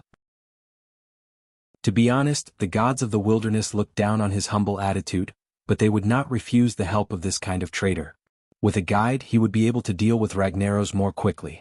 At least in terms of interest, there was no conflict. After passing his thoughts to Duque through the soul connection, Duque was able to open a three-dimensional topographic map of the land of fire in this life. Majordomo explained. Now there are only 3 leaders left. They are the Black Web Spider Mother Bestorak, the Lava Elemental Lord Leolise, and the former Void Lord and current Gatekeeper Belloc. As the Black Web Spider Mother, Bestorak and her ruthless descendants feed on the lava and flames on the remains of the fire elemental to satisfy their appetite. In order to provide more nourishment for her offspring, Bestorak weaved a huge net of fire around her nest to trap prey that strayed into it. Leolise is one of the oldest existing elemental creatures. He originated from the primordial flames that created Azeroth. He was responsible for creating new elements in the land of fire, and at the same time he thought that the titans who moved him were too arrogant. This hatred still burns in his heart. Chapter 1810. In the elemental war of Azeroth in ancient times, Belloc rose to fame as a ruthless warrior. Now that he is trapped in the land of fire, he has become increasingly irrational. Few elementals dare to disturb him, for fear that they will be sacrificed to his desire for battle. After Majordomo briefly introduced the experiences, strengths, and abilities of the 3 leaders, the allied forces fell into a brief silence. Duque did not speak, but he was actually letting them pick their own opponents. This was called the allied forces, but in fact, Duque was quite annoyed. Because the god of the wilderness and the others had never cooperated with the alliance at all, and neither side was willing to submit to the other. Perhaps they were indeed very strong, but relatively speaking they also had bad tempers. Because they were all existences that had stepped into the realm of gods, even if they did not feel that they were superior to others and that all mortals had to worship them, their tone had a sense of transcendence. They would always say things like, "Without us fighting back then, Azeroth would have already been destroyed," and whatnot. It was fine to say it once or twice, but it was annoying to say it all the time. What was even more intolerable to Duque was the doctrine of the Logia.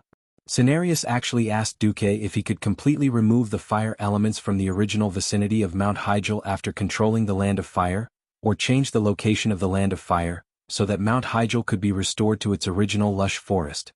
When Duque said that he did not have the ability to separate such a large plain, Cenarius suggested that he could shut down the mines and factories of the Alliance, which would pollute the environment. As they talked, he said that logging was not a good idea. He heard that a lot of trees had been cut in the Elven Forest. According to the Druid doctrine that he passed on to the Night Elves, at the very least, they should plant as many trees as they cut down. At that time, Duque rolled his eyes and said, "Why don't we designate the 365 day of every year as Arbor Day?" Cenarius said on the spot that this could be done. He asked Duque to implement it. Duque was so bold that he wanted someone to kill a god for the second time. So, there was indeed a huge ideological gap between environmentalism and the pioneers of the Industrial Revolution. It was because Duque didn't want to use Return of the Legion to continue letting the bitter mortals fight against the demons of the Burning Legion with their swords that he decided to use all sorts of black technology talents. "You, Cenarius, want me to destroy all industrial civilization and go back to pre-liberation, no, even more primitive than the Middle Ages? Do you think you can deal with the entire Burning Legion with just your god of the wilderness? Don't even think about it." If not for the hateful members of the World Annihilation Party in front of him, Duque might have really gotten into a fight with the demigods of the wilderness. Isra's idea was good, but it had side effects. As if he wanted to show off the strength of a wilderness demigod, Cenarius said, "We have the upper hand in terms of combat power. The 6 wilderness demigods will split up and quickly deal with the other party's leader. Then we'll ambush Ragnaros." Unexpectedly, the Bear Brothers were the first to speak. Ushik said in a low voice, "We hate spiders." Ushik said, "But it feels good to take down these guys by force." Ushik said, "I suggest that Duque come with us to deal with the Dragon Web Brood Mother."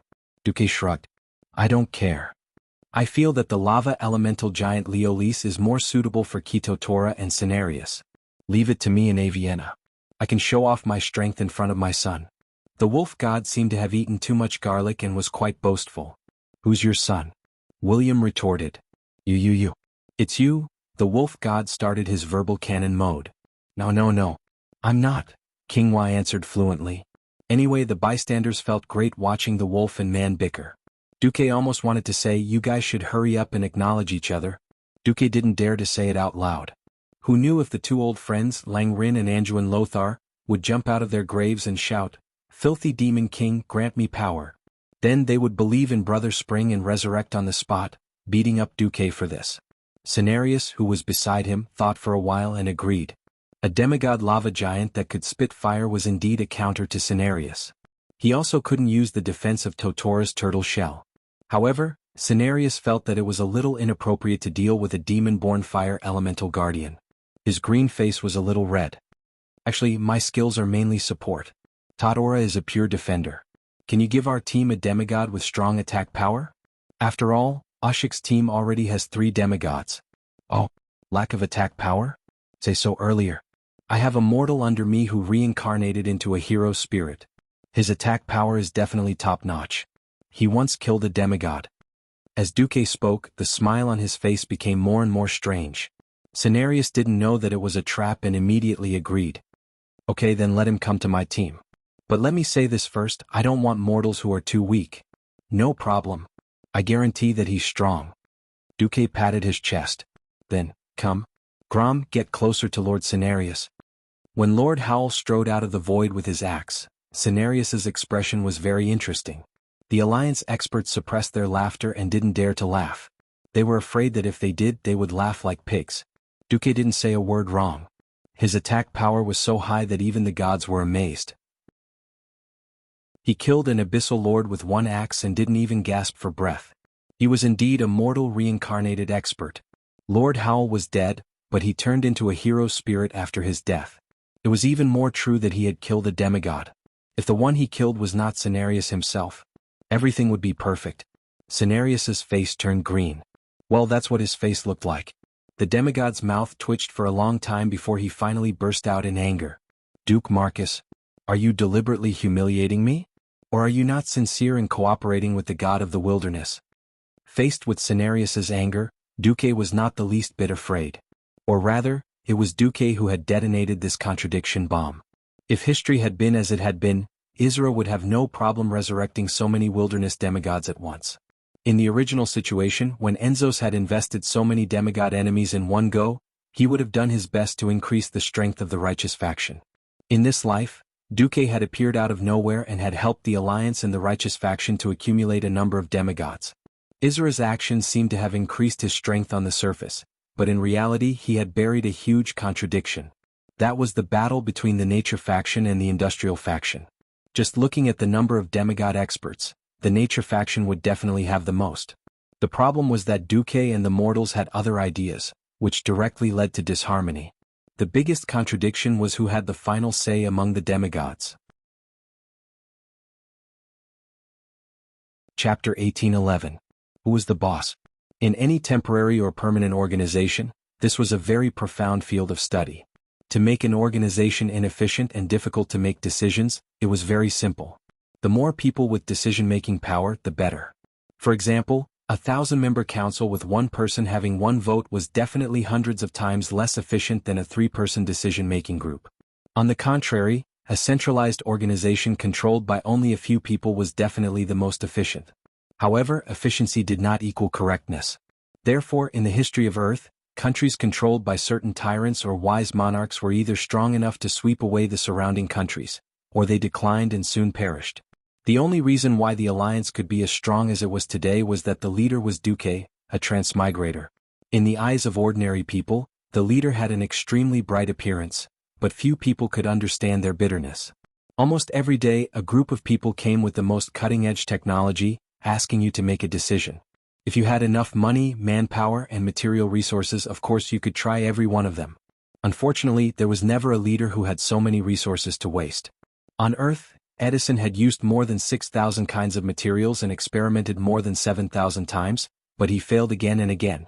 After experiencing thousands of failures that were simply horrors and nightmares in the eyes of mortals, Edison, who was good at summarizing, finally developed the electric light. Yes, this was a good story. But this was based on the basis that Edison was indeed a genius, and a diligent and persistent genius. Duque faced thousands of reports every day, among which there were hundreds of reports about inventions. There was no lack of wonderful ideas, such as planting pineapples in the ice and snow of Northrend and developing tropical fish farming. If Duque was not a transmigrator, then the development of the alliance would easily be led astray by those imaginative dwarves and gnomes. It was precisely because he knew that the alliance and even the whole world could not find a better leader than him that Duque held on to power. For this, he did not hesitate, or rather he controlled the absolute rule of the alliance by taking care of the queens. In contrast, he also proved his ability with a healthy and rapidly developing alliance, repaying the trust of all the leaders of the alliance in him. Unfortunately, the appearance of the gods of the wilderness would undoubtedly impact Duque's authority. More importantly, Duque knew that this group of violent Azeroth Greens would definitely lead Azeroth into the gutter. Moreover, when Cenarius and Master Roar had clashed, other than the widely circulated version, there was also a secret that Master Roar had revealed himself. At that time, Cenarius had said that trees were the Night Elves' friends. The number of trees that Master Roar cut down was the number of his brothers and sisters that Master Roar had cut down. He wanted Master Roar to repay this debt of blood with the lives of orcs. Strictly speaking, this was not wrong. Once a tree reached the level of a 1,000-year-old tree, it would have the chance to become a treant with the help of a druid. From there, it would become an ancient tree of war, an ancient tree of wisdom, or even an ancient tree of life. The Warsong Beastmen had cut down trees, the Horde had cut down trees, and the Alliance had also cut down a lot of trees to develop their economy. On top of that, Duque had taken in Master Ho as his follower. Sooner or later, this grudge and this debt would explode. The most troublesome thing was that the druid doctrine of these naturalists hadn't changed for nearly 10,000 years. Not changing meant that they were stubbornly conservative. Moreover, the original version of history had already proven that the gods of the wilderness weren't the decisive force in defeating the Burning Legion. Since that was the case, Duque couldn't give up his leadership. Now, a mere weakling like Cenarius was already rubbing elbows with him. If it was his father, the so-called strongest demigod, White Deer Malorn, could he still give in? Faced with Cenarius's questioning, Duque didn't back down. Instead he laughed. Cooperation? The premise of cooperation is sincere cooperation. You have to thoroughly consider both sides' combat strength and specialties to come up with the most suitable plan. You can't fight for credit holding up the so-called cooperation, in order to show off your strength. In reality, you're just holding us back. Cenarius was angry. You're saying that our god of the wilderness is holding you back, Duke Marcus? Duque raised two fingers. First, you can't represent the will of all the gods of the wilderness. And back then, the leader of the gods of the wilderness was your father, Malorn, not you, Cenarius. Cenarius couldn't catch his breath, and he looked like he was about to die from anger. Secondly, before your god of the wilderness returned, my team and I did a better job than all of you. We have already destroyed Si Thun and Yogg-Saron, overturned Ragnaros once, and killed the traitorous Earth Guardian dragon Nisario once. I'm better at dealing with these opponents than you are. So what, in the ancient war? Cenarius subconsciously boasted. Unexpectedly, Duque immediately interrupted him and raised a third finger. Although I'm a little sorry, the fact is that when you were fighting on the battlefield, it was me from 10,000 years ago who sneaked into the Burning Legion and blew up Sargeras' portal, as well as his largest stronghold in the Twisting Nether. Oh, I also killed Archimonde once. So in terms of merit, all of you gods of the wilderness combined can't compare to me. Duque's words were reasonable, and he had to be convinced. Cenarius choked, and what made him even more upset was that the other gods of the wilderness actually nodded in agreement with Duque's words. Duque was right. The god of the wilderness was just a name, and they had never been a true whole. Those who advocated nature were actually only his line. Duque concluded, our enemy is very powerful. In addition to N'Zoth this time, I can foresee that Yashaji will also come out and cause a big incident. In the future, the Burning Legion will definitely return again. History has proven that the god of the wilderness alone cannot achieve complete victory. Wasn't the victory of the past the result of the dragons, the god of the wilderness, and countless mortals working together? We need to unite all the forces that can be united. For this, I didn't even hesitate to form an alliance with a tribe that was once hostile, because this is the only way to fight against an increasingly large and powerful enemy. If you hold on to the narrow path of nature and hatred now, how will you coordinate the righteous forces of the entire Azeroth in the future? At this point, Duque had already secretly changed the concept and laid the groundwork for Cenarius. What else could Cenarius say? He suddenly didn't have that position. As long as Cenarius was dealt with and the political alliance of the god of the wilderness was dissolved, when Duque controlled the power, even if Malorn revived in the future, he wouldn't be able to shake Duque's leadership. Chapter 1812. At this time, the Bear brothers were the first to support Duque. Since Duke Marcus is doing a good job fighting evil, why should we disrupt his rhythm and destroy his way of doing things? We can actually cooperate with them. Raven goddess Iwena's voice was strangely hoarse and low, sounding rather magnetic. Elun said that the Burning Legion's demons are endless. If we can't maintain our strength in a victory, then even if we win this time, we will definitely lose the next war. In fact, we almost lost the War of the Ancients. Iwena spoke very tactfully, not directly agreeing or disagreeing. But she pointed out the defeat on the battlefield of the War of the Ancients. Cenarius was a little speechless. Iwena was right. If it weren't for his father protecting him, he wouldn't have had to rush into the main battlefield to fight the Archerons, resulting in his death with his neck broken. In fact, most of the 6 demigods had died or been seriously injured at least once. At the beginning of this resurrection, Isra had personally told them that the turmoil in Azeroth was just the beginning, and that the Legion would come again. At this time, Goldring bared his teeth. Just because Duque accepted a demigod with my blood, I support him. This time Duque was a little surprised. He didn't expect that following the plot, and accepting the old alpha wolf, Jean, could he also gain Goldring's favor? That was a little too awesome. Tortola the tortoise said, I don't want to see. That was a forfeit. Speaking of which, the tortoise god in Duque's memory didn't seem to speak like this, right? Duque rubbed his eyebrows. He couldn't be bothered to think too much. Ever since he appeared in this life, he had simply destroyed the original work and made many historical events unrecognizable. Even the mother of history couldn't recognize him. It had been a good plan to resurrect the 4 demigods and then organize a counterattack, but now it was Duque leading a team to trample on the field. Duque noticed that after Isra resurrected these demigods, he didn't force them to obey Duke Marcus's command. Duque was a little puzzled. Does he think I can handle them? On this side, Cenarius finally realized that the situation was irreversible. He suddenly sighed.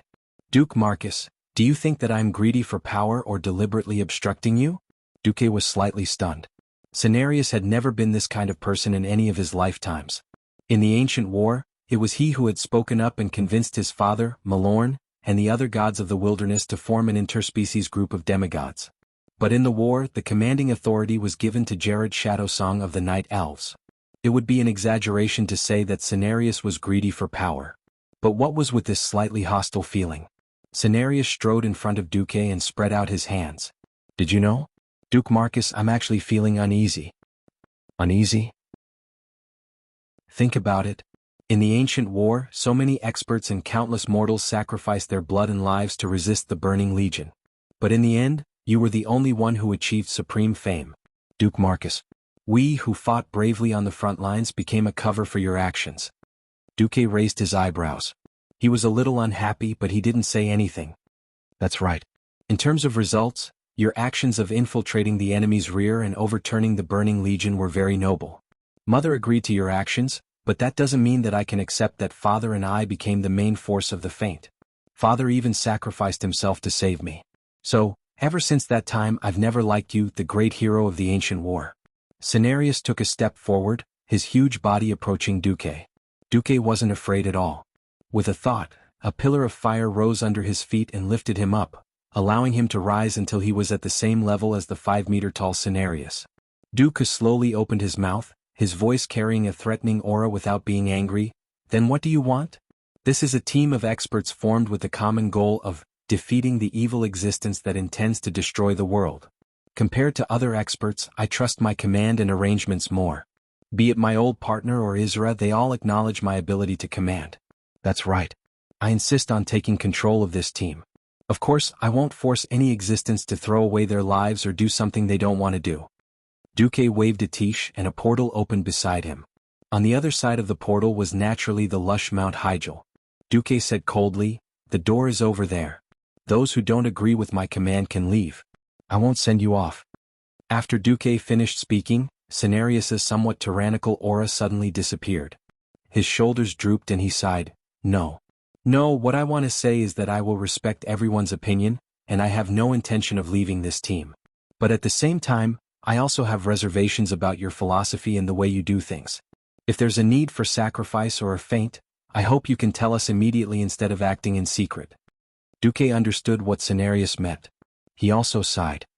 "A long time ago, I always had the attitude of seeking common ground while reserving differences when forming an alliance and team.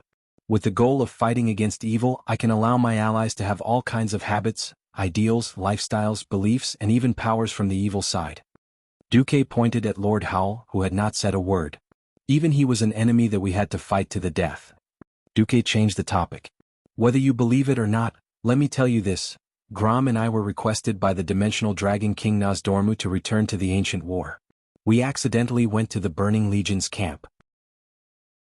In order to protect ourselves, we pretended to join Sargeras and hid in the enemy's camp. At that time we weren't even chess pieces." Duque glanced at Tyrant, who was beginning to blush.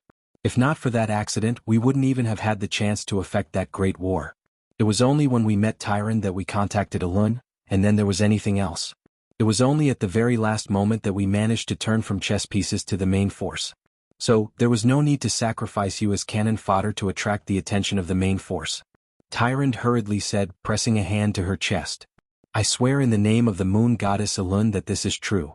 If I hadn't been captured, the moon goddess wouldn't even know that a group of righteous people had infiltrated the army and even made their way to the top."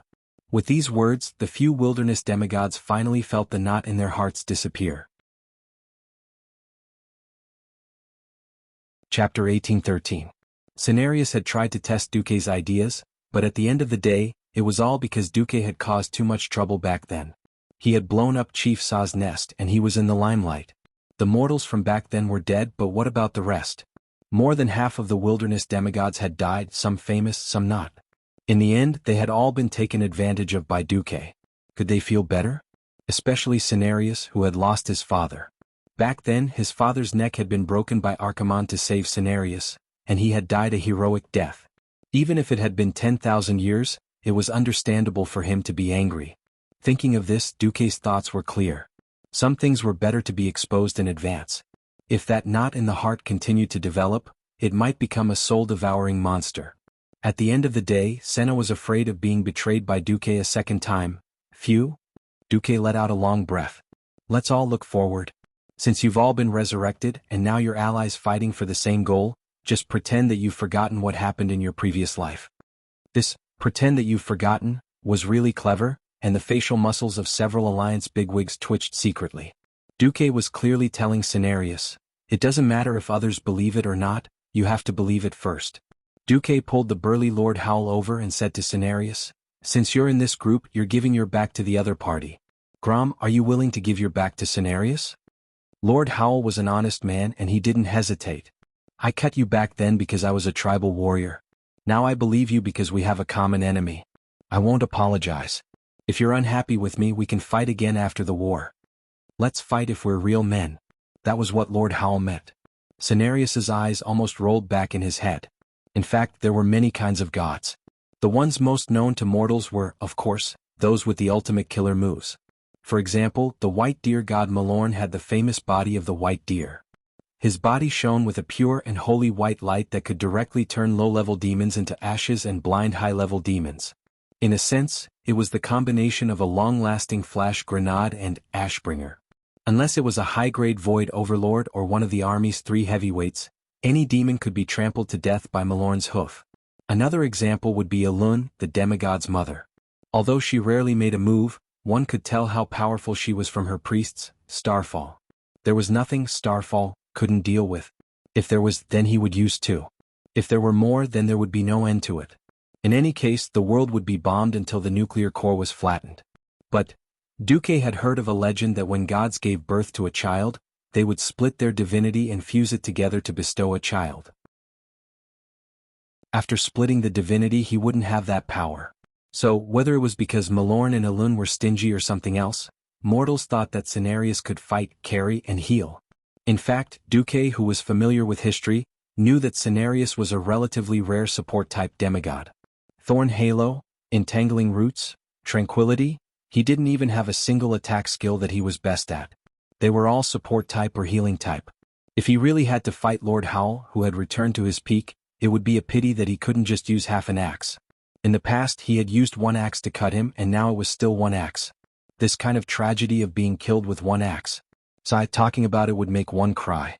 Cenarius's mouth moved for a long time, but he still couldn't let out a fart. Duque knew that he was in despair. Anyway, looking at Cenarius's constipated expression, Duque felt really good. Cenarius admitted defeat and Duque took the lead.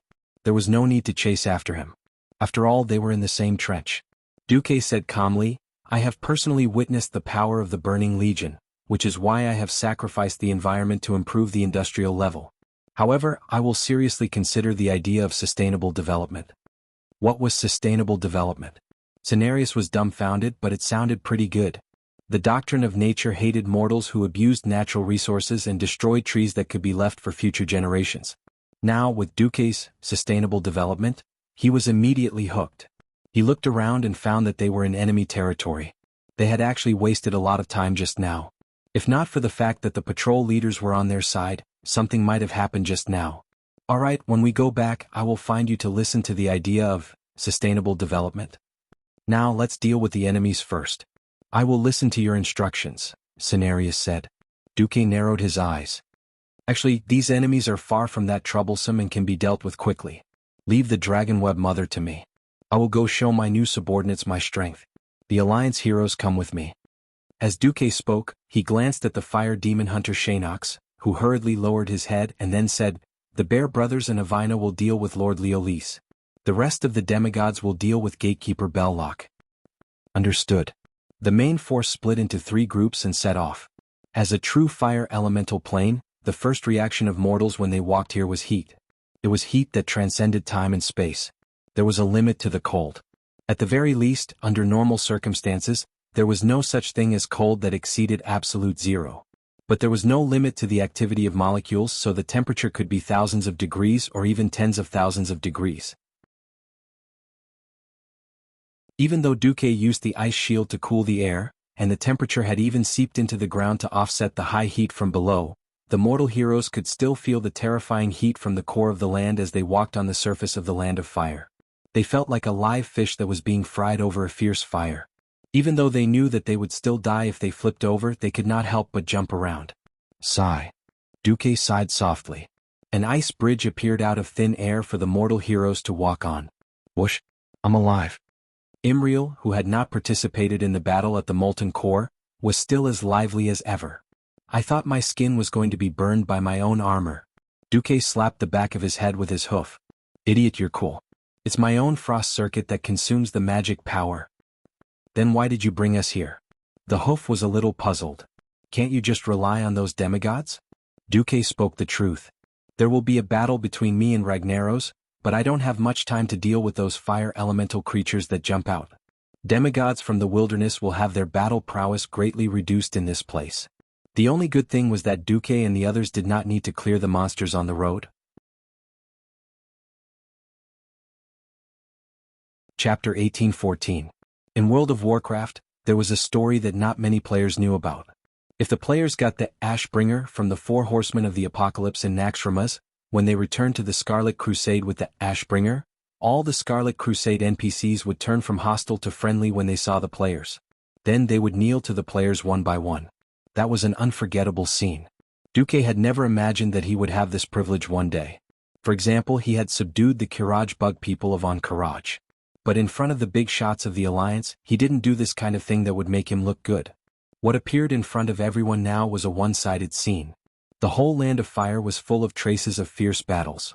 It looked like the Alliance had sent 1,000,000 soldiers to plow the entire Land of Fire. The high-energy fiery red wrist guards that occasionally scattered on the ground were the minions of a certain lava monster when it was alive. This monster that could split into countless little burning men was quite difficult to deal with. One mistake could wipe out the whole team. It was like a pile of scattered rocks. If the players couldn't sense the fire elements emitting from the rocks that were purer than the fire elements on the scorched land, they wouldn't have imagined that it was a terrifying 5-story tall lava giant, Molten Fire Lord. It was a pity that all their glories and their possibly glorious history had vanished with the betrayal of the Fire Goblin clan. The fire demons were the most intelligent among the fire elemental creatures, and their betrayal was fatal to Ragnaros. Perhaps the fire demons weren't the most powerful individually, but they were highly intelligent and knew how to cooperate. As the patroller and sentinel of the Land of Fire, their betrayal made Ragnaros blind and deaf. The Land of Fire was the gathering place of fire elemental creatures. These fierce-tempered creatures fought all day long, and it would be abnormal if tens of thousands of fire elemental creatures died every day.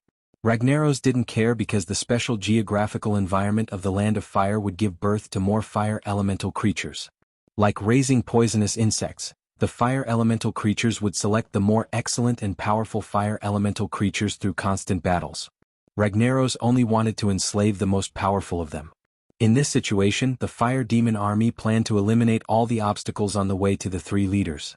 In order to please Duque, the former manager Majordomo even ordered the fire demons who were free to help clean up the battlefield. Asking the fire demon, who had no combat mission, to run to the two sides of the road was both to point the way for Duque and to flatter him. X greets the Supreme Lord of Flames, Duke Marcus. Almost all of them used the same tone. The fire demons did not speak the common tongue but a very ancient elemental language that could only be understood by the mortals in the Dark Imperium. Most of the Alliance experts didn't understand, but at least one of them did. He was the former elven Prince Kale, that Sunstrider who had followed Duque here.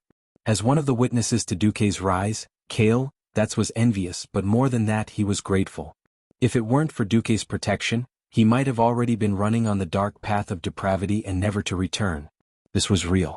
In order to weaken the Sunstrider family's influence among the High Elves, Queen Sylvanas could directly accuse him of treason, which was not considered a slander, and give him a hat that could never be washed away. He could only associate with people like Illidan.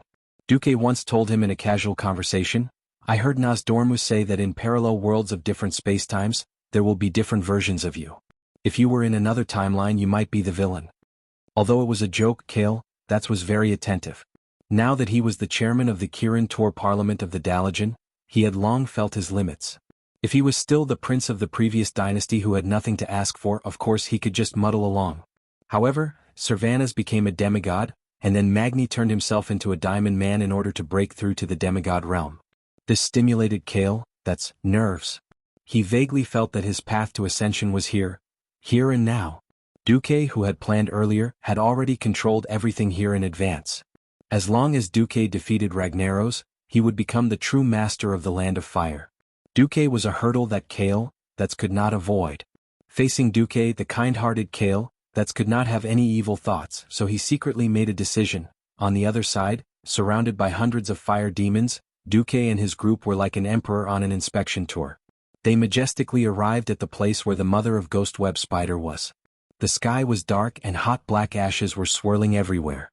The closer they got to Bestelac's place, the easier it was to see the white spider webs entangled in the rubble and on the roadside.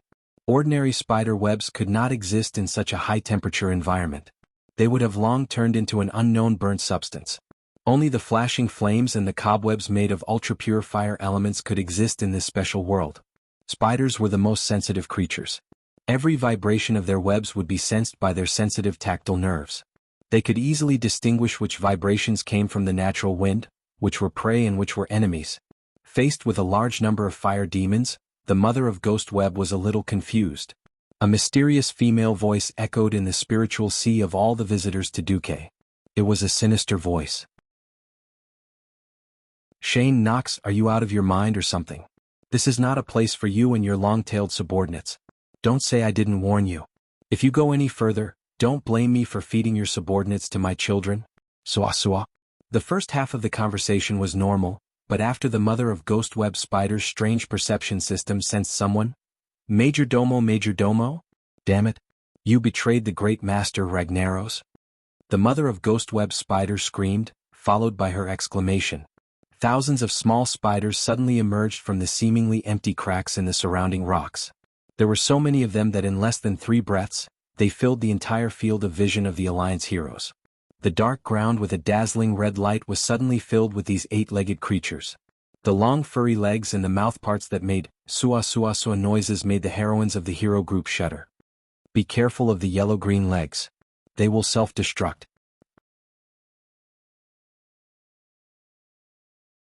Chapter 18:15. Shanox began to play the role of Duke's underling and reminded them beforehand. 4 fire elemental creatures like fire demons, damage caused by fire elements and explosions was ineffective against them. For mortals, however, it was a different story. They were like walking bombs. But it didn't matter. Duke didn't bring so many of his underlings here just for decoration. The 2 night elf archers were the first to attack. Tyrant and Chandries were the best archers on the planet when they knocked their arrows. When the Windrunner sisters were here, Tyrant was more of a priestess in order to maintain the balance of the team. When the team needed long-range attacks, these masters of 2 professions would immediately switch to the profession that the team needed the most and pour fire into the distance. The arrows tore through the burning air and accurately nailed the yellow-green spiders. The nightmare web nest beetles, which had been programmed to self-destruct as soon as they touched an enemy, faithfully carried out their mission of self-destructing soldiers. Bang bang bang. They exploded, but unfortunately they only blew up their own kind, the other nightmare web spiders. It wasn't just the archers who attacked. Kale, that's also launched an attack. The arcane flames circling above his head began to rain out sparks. At first, the sparks were only the size of a pinky, but after absorbing the fire elements in the air, they quickly turned into small fireballs the size of bowls. These small fireballs were not to be underestimated. Every single one of them that hit a group of spiders was enough to blow them up into the sky. Broken limbs and broken legs flew all over the place. High-level mysteries crushed low-level mysteries. High-level fire elements easily devoured low-level fire elements. As a powerful mage who had merged with his phoenix and barely reached the level of a demigod, Kai Z's strength was unquestionable. After the few long-range attackers showed their power, the remaining melee or long-range attackers became a little bored. Edwin Van Cleef still held 4 daggers in his left hand, ready to throw them at any moment, but he was clearly a little relaxed. The funniest thing was Hoof, who waved the huge divine axe, Flame Joy, and eagerly showed everyone the power of the divine weapon. Since it was already Flame Joy, and not Shadow Sorrow, it was only a matter of time. The divine artifact's ability to absorb fire elements had also changed. It was rare that the fire element here was so rich. His hooves could easily accumulate enough energy without slashing anyone. Then he would pour all the fire energy in the divine artifact out. Voila! With a wave of his hand, a wave of fire appeared. The ultra-high-purity flame wave was like a bulldozer, flattening everything in front of the flame wave.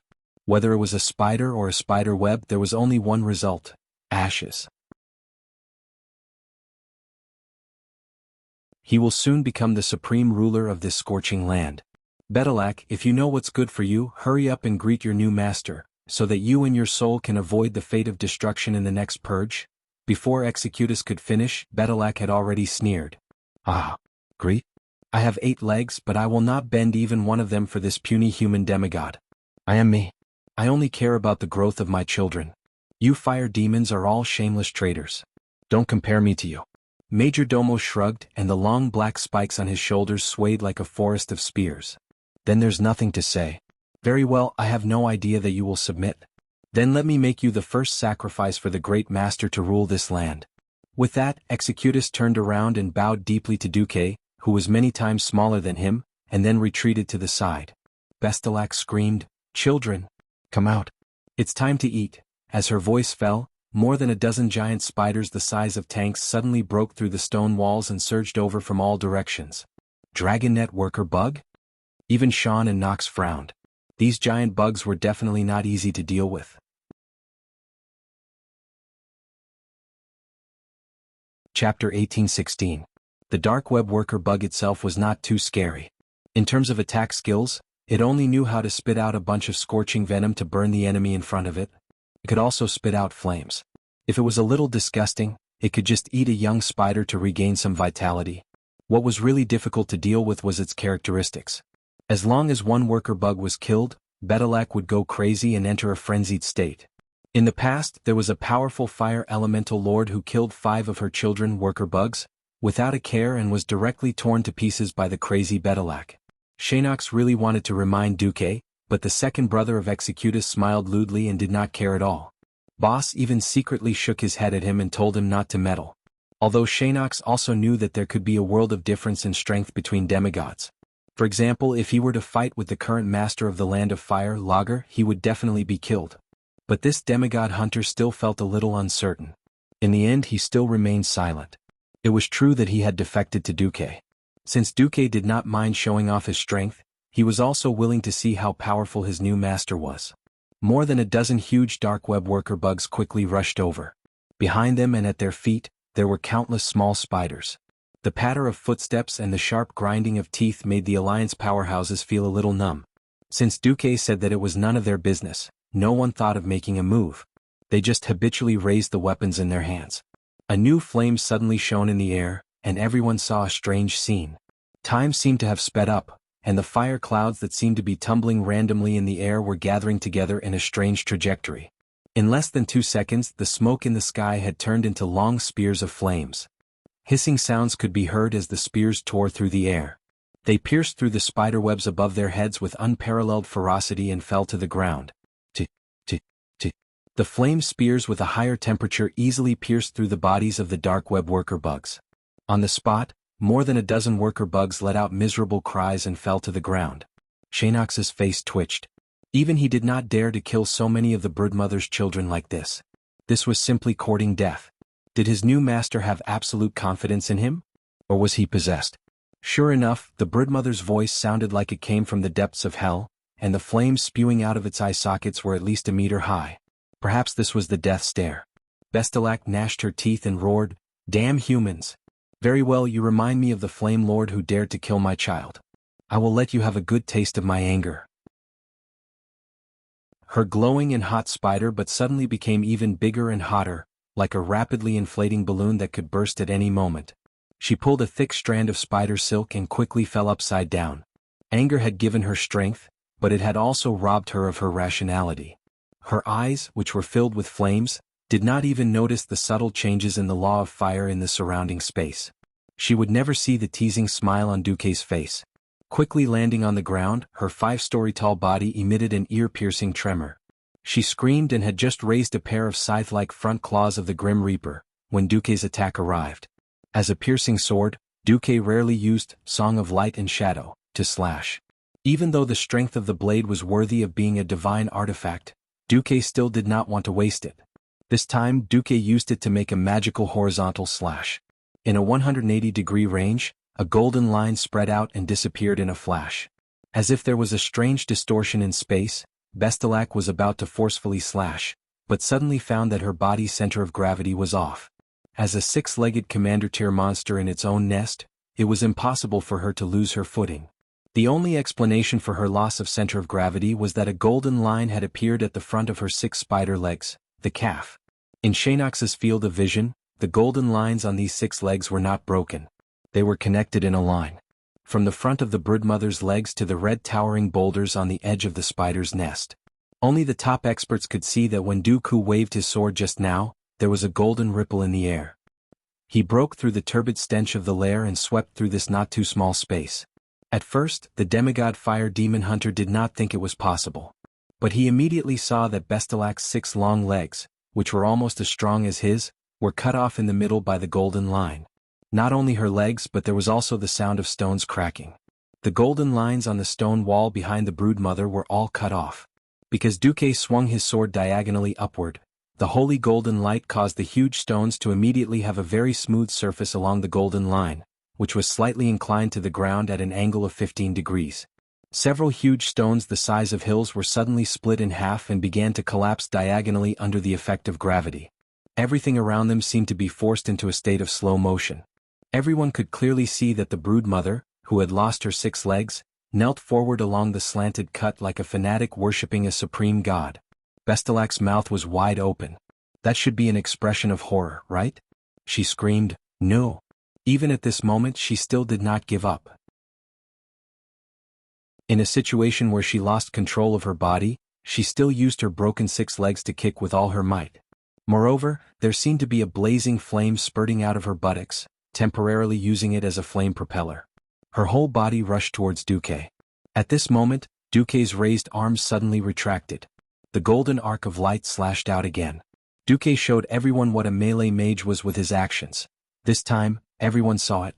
In the blazing hot blood mist that filled the sky, including the little spiders that had not been crushed to death by the collapsed boulders. Everyone saw, the pair of forearms that Beth Tillac swung down suddenly rotated 360 degrees in a very strange posture, and then fell off from the joint position. The broken parts still carried a blazing aura like that of a flamethrower. Just like that, they spun in the air and flew to the back of her huge body. The flow of time seemed to have returned to normal. Only at this moment did the collapsed boulders ruthlessly fall down, and very coincidentally, right on top of the broodmother's big buttocks. No. No. The broodmother screamed wildly, and at the same time began her ultimate move, smoldering destruction.